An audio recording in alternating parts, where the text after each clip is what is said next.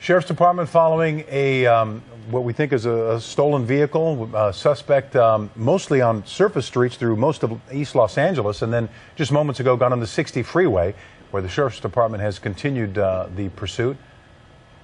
Stu, can you tell us what options this driver has at this point? I mean, when I say options, what freeways are coming up, what off-ramps are coming up, any major interchanges that are coming up?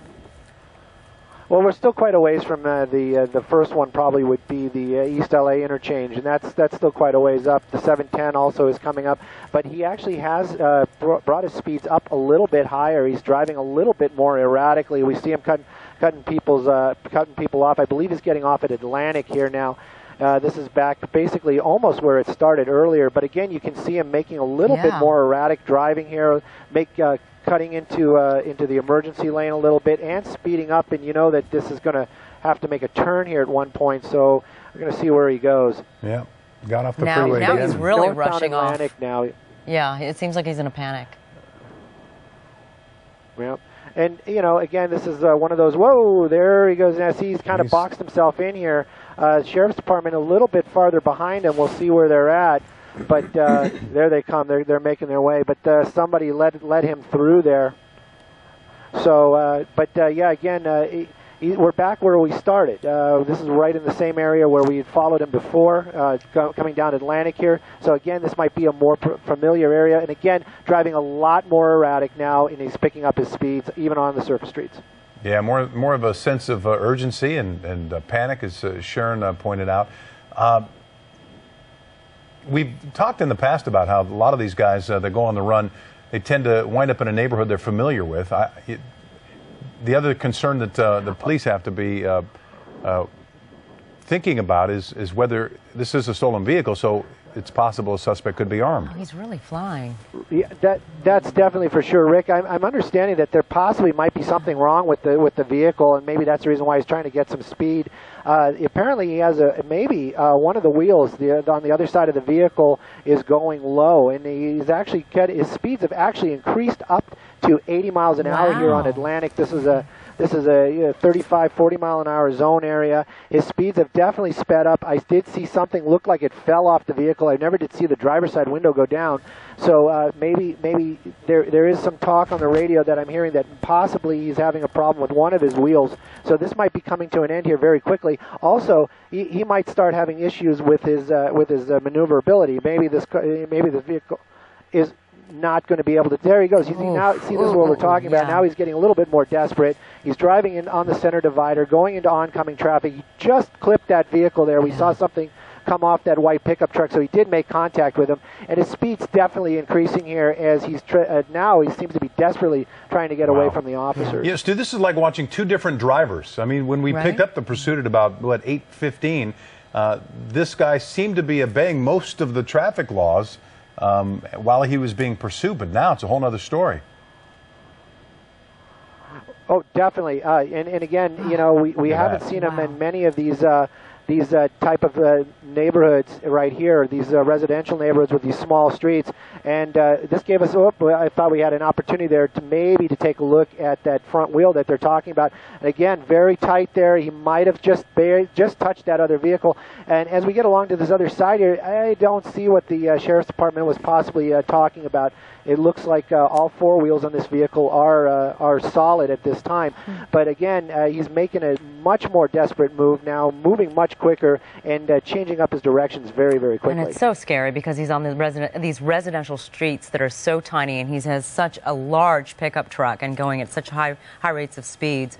Hopefully, if you're watching this on television and you live in the area, that neighborhood, please stay indoors and just avoid the streets altogether. Well, unfortunately, a lot of people, they find pursuits to be a spectator sport, and they wind up outside, which is just the opposite. This is holiday time too, and a lot of people are out shopping and out on the road.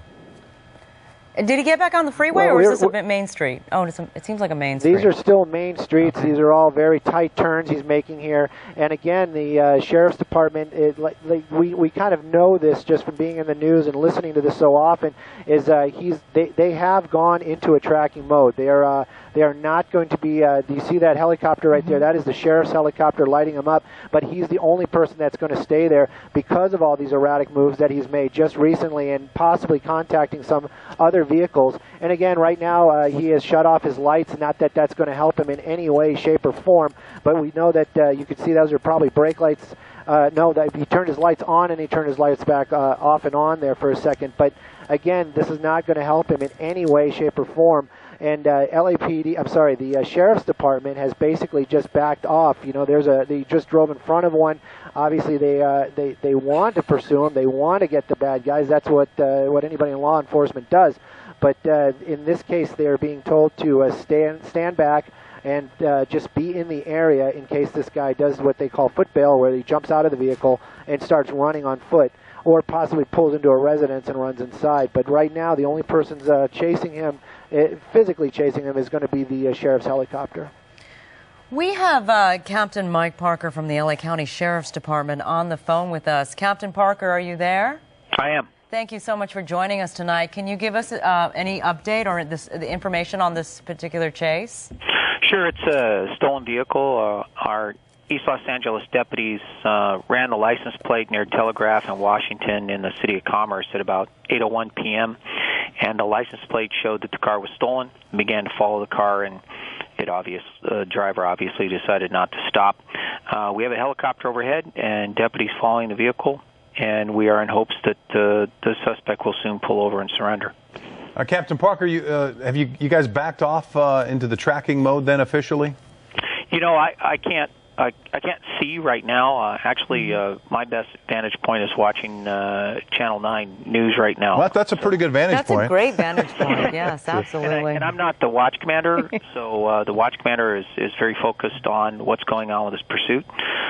But I can tell you some of the things that I'm sure are going through the minds of the officers, the deputies on scene, and the watch commander, if you like.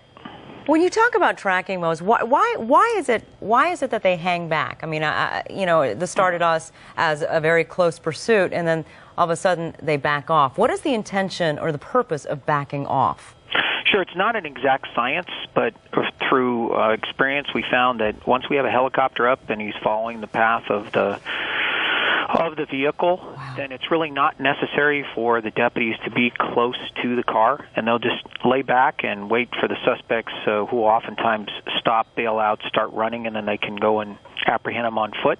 And so sometimes if we back off and we don't have a car close to them, they will slow down or they will stop erratic driving. This driver's obviously not driving safely, and so we're concerned about public safety, number one. And I mean, it's great if we can recover the stolen car, but our number one priority is public safety, and you could tell this person is not driving safely. Well, it's interesting though, when the sheriff's vehicles were right behind this car, he seemed to be driving in a more normal fashion. Now he's become more erratic. Do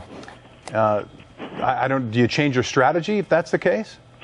Well, you're applying logic, which is a logical thing to do. Well, thank you, Captain. You're applying logic, but unfortunately, in situations like this, pursuits logic rarely prevails. So, but there's a lot of things that will be going through the deputies' minds right now, having to do with, do they want to potentially lay out spike strips, which is a very dangerous thing to do unto itself. Many officers have been severely injured or killed laying down spike strips. It's not just a simple thing. You have to have the right neighborhood and so on, right place to do it. It's not a good place to do it on the freeway. You don't want to take out other cars in the process. When they get on the freeway, the California Highway Patrol does an excellent job on the freeway, and they use the pit maneuver. The LA Sheriff's Department does not use the pit maneuver. And so these are all strategies being weighed right now as this driver continues to drive in an unsafe manner and put people at risk. Well, I'm going to ask you a follow-up question, and it's a two-part question. First of all, why does the Sheriff's Department not pit? And second, do we know how many suspects are in the car? I don't know how many suspects are in the car. As far as not pit, is the pit maneuver from what we've seen, is whoa. Hold on, Captain. Hang on for 1 second, if you will. We're going to go to Stu Mundell in Sky 9. Yeah. Stu. Well, we know we're in Alhambra, and you just saw that dramatic crash right there as he came around a corner. We're in a residential neighborhood. We were just trying to get you a street name, and you can see that suspect just running as fast as he can. He was just involved in that head-on collision into a parked vehicle. Now, that night sun is being provided, we believe, by the Sheriff's Department, and we've been following this guy running here through the trees, and possibly this might be the last spot where we're going to... Oh, there he is. There he is. Because it's a very treed area, but this is a residential area here in the Alhambra area, and we will. There he goes again. It looks like he's going to give up, but he's just going to keep running. This is what they're talking about. Now he's out of the vehicle. Officers are going to be converging in this area very quickly, hopefully, and they'll be taking him into custody. We haven't seen him come out from in that last spot we saw. He might possibly be right there behind that in that alleyway right between those two buildings. But we haven't seen him come out at all, and we know that the sheriff's helicopter that's overhead is also looking for that suspect. We're going to try to get you a street. You're watching KCAL 9 News at 8 o'clock, and breaking news, a police pursuit that began about 8 o'clock this evening in East LA in Montebello and has ended here in Alhambra with a suspect of a stolen vehicle still on the loose. That's right. Stu Mundell up in Sky 9. Stu, I see you're on all the activity down there now. Have you heard any police chatter that leads you to believe they have an idea of where he is? Oh, they definitely know where he is right now, and it was a very confusing little deal, much like we were having some issues here with getting those cross streets for you earlier. That it seems that the Sheriff's Department was having some issues as well, possibly some technical issues with their stuff, but they definitely have made contact with the officers in the area. You can see them here pulling up as we speak. This is the 5400 block of Allen. Our GPS puts it as just Los Angeles. That could possibly be, but you can see these are sheriff's units. That first one that pulled up there is a canine. They do have a dog with them, so they're going to be probably using that. If this is his residence and he has taken up a barricade type of situation, or is not going to make contact with the officers, they're going to handle this much differently, but hopefully they'll just make their way over there, door knock this, and hopefully just take him into custody. But again, as everything in this pursuit, we just can't tell. That's the last spot right there that we're zooming in on, the last spot that we saw the suspect run to.